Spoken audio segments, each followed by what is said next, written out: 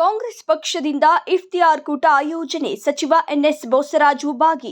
ರಂಜಾನ್ ಹಬ್ಬದ ಅಂಗವಾಗಿ ತಾಲೂಕಿನ ಮುಸ್ಲಿಂ ಬಾಂಧವರಿಗಾಗಿ ಇಫ್ತಿಯಾರ್ ಕೂಟವನ್ನ ನಗರದ ಇಗ್ದಾ ಶಾದಿ ಮಹಲ್ ಸಭಾಂಗಣದಲ್ಲಿ ರವಿವಾರ ಹಮ್ಮಿಕೊಂಡಿದ್ರು. ರಾಜ್ಯ ಸಣ್ಣ ನೀರಾವರಿ ಹಾಗೂ ವಿಜ್ಞಾನ ತಂತ್ರಜ್ಞಾನ ಸಚಿವರಾದ ಎನ್ಎಸ್ ಬೋಸರಾಜು ಮತ್ತು ರಾಜ್ಯ ಕಾಂಗ್ರೆಸ್ ಯುವ ಮುಖಂಡ ಎನ್ಎಸ್ ರವಿ ಬೋಸರಾಜು ಭಾಗಿಯಾಗಿ ಮುಸ್ಲಿಂ ಸಮುದಾಯದವರಿಗೆ ರಂಜಾನ್ ಇಫ್ತಿಯಾರ್ ಕೂಟದಲ್ಲಿ ಆಹಾರ ಪದಾರ್ಥಗಳನ್ನು ಬಡಿಸಲಾಯಿತು. ಪವಿತ್ರ ಮಾಸದಲ್ಲಿ 30 ದಿನಗಳ ಕಾಲ ರೋಜಾ ಉಪವಾಸ ಆಚರಿಸುವ ಮೂಲಕ ಮುಸ್ಲಿಂ ಸಮುದಾಯದವರು ಹಬ್ಬವನ್ನು ಆಚರಿಸುತ್ತಾರೆ. ಪವಿತ್ರ ಮಾಸದಲ್ಲಿ 30 ದಿನಗಳ ಕಾಲ ರೋಜಾ ಉಪವಾಸ ಆಚರಿಸುವ ಮೂಲಕ ಮುಸ್ಲಿಂ ಸಮುದಾಯದವರು ಹಬ್ಬವನ್ನು ಆಚರಿಸುತ್ತಾರೆ.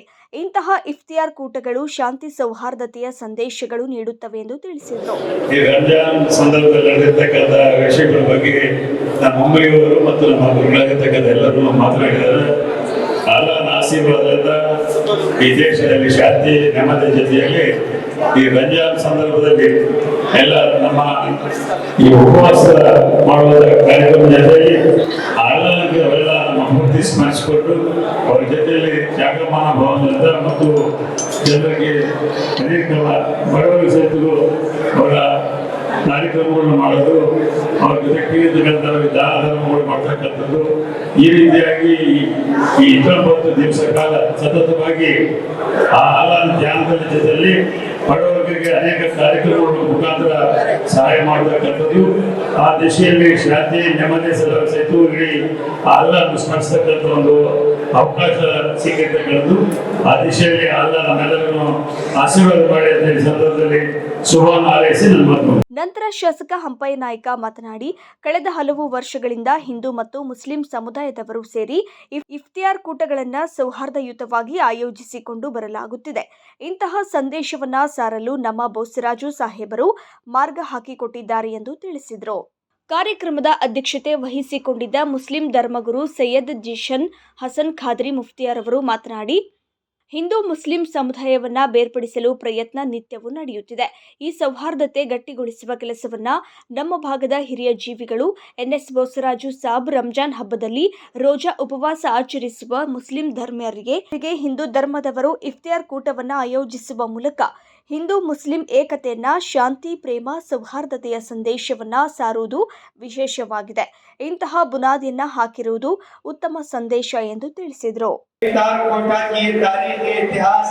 हमारे जनाब एनएस बोसराज साहब की यादगार है, इसलिए कि इससे पहले पूरे रायचूर डिस्ट्रिक्ट में मुस्लिम कम्युनिटी को लेकर हिंदू मुस्लिम इत्तेहाद के साथ हमारे डिस्ट्रिक्ट में ये सिलसिला नहीं था.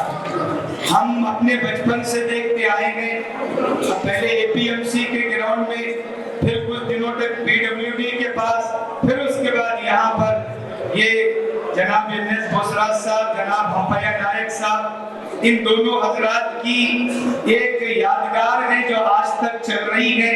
मैं मानवी शहर के लिए इसको एक एकता, यकजहती, हिंदू मुस्लिम इत्तेहाद के लिए बेहतरीन मौका समझता हूँ. भारत की संस्कृति में जहाँ भेदभाव का माहौल है, जरूरत इस बात की है कि मुस्लिम कम्युनिटी भी, हमारे गैर मुस्लिम हजरात भी इस संस्कृति को, इस कल्चर को, इस तहजीब को जिंदा रखें. इस माना कर कि आज हमारे दरमियान जो डिवाइडिज्म का नजरिया पेश किया जा रहा है, हमारा ये मानवी शहर 20-25 साल से अपने सेकुलरिज्म, अपनी तहजीब, अपना कल्चर, अपनी संस्कृति में अपनी एक मिसाल रखता है. ನೂರಾರು ಸಂಖ್ಯೆಯಲ್ಲಿ ಭಾಗಿಯಾಗಿದ್ದ ಮುಸ್ಲಿಂ ಸಮುದಾಯದವರಿಗೆ ರಂಜಾನ್ ಇಫ್ತಿಯಾರ್ ಕೂಟದಲ್ಲಿ ಆಹಾರ ಪದಾರ್ಥಗಳನ್ನು ಬಡಿಸಲಾಯಿತು. ರಾಜ್ಯ ಕಾಂಗ್ರೆಸ್ ಯುವ ಮುಖಂಡರಾದ ರವಿ ಬೋಸರಾಜು, ವೈಶರಣಯ್ಯ ಕೆ ಗುಡದಿನ್ನಿ, ದೊಡ್ಡ ಬಸಪ್ಪ ಗೌಡ ಭೋಗಾವತಿ, ಬಿಕೆ ಅಮರೇಶ್, ಸೈಯದ್ ಖಾಲಿದ್ ಖಾದ್ರಿ, ಮೊಹಮ್ಮದ್ ಶಾಲಂ, ನಗರ ಯೋಜನಾ ಪ್ರಾಧಿಕಾರ ಅಧ್ಯಕ್ಷರಾದ ಅಬ್ದುಲ್ ಗಫೂರ್ ಸಾಬ್, ಮಹಾಂತೇಶ ಸ್ವಾಮಿ ರೌಡೂರು, ಹಿದಾಯತ್ ನೈಕ್, ಹರಿಹರ ಪಾಟೀಲ್, ಸೈಯದ್ ಅಕ್ಬರ್ ಪಾಷಾ, ಕೆ ಶಾಂತಪ್ಪ, ಜಮಾತ್ ಇಸ್ಲಾಂ ಹಿಂದ್ ತಾಲೂಕು ಅಧ್ಯಕ್ಷರಾದ ಅಬ್ದುಲ್ ರೆಹಮಾನ್ ಸಾಬ್, ಸೂರ್ಯನಾರಾಯಣ ಯಾದವ್, ಶೇಖ್ ಫರೀದ್ ಉಮ್ರಿ, ಮುಜಾಹಿದ್ದೀನ್ ಖಾದ್ರಿ, ಜಯಪ್ರಕಾಶ್ ಕೋನಾಪುರಪೇಟೆ, ಒಬೇದ್ ಖಾದ್ರಿ ಸೇರಿದಂತೆ ಹಿಂದೂ ಮತ್ತು ಮುಸ್ಲಿಂ ಸಮಾಜದ ಮುಖಂಡರು ಇದ್ದರು.